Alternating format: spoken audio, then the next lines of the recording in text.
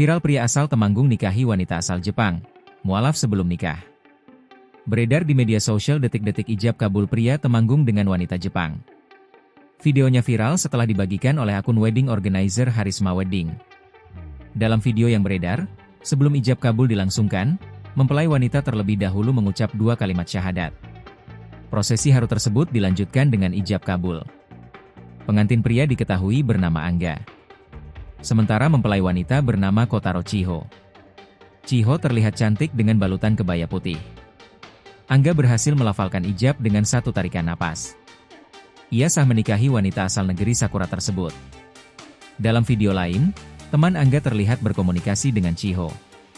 Karena perbedaan bahasa, mereka menggunakan aplikasi terjemah untuk berkomunikasi. Di video tersebut, Angga dan Chiho terlihat menggunakan busana adat Jawa. Lewat aplikasi terjemah, Chiho bertanya kepada teman Angga bagaimana sosok suaminya.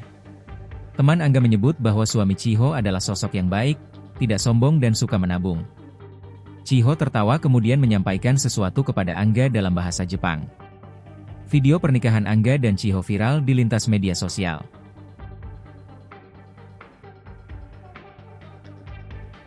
Download Tribun X sekarang, menghadirkan lokal menjadi Indonesia.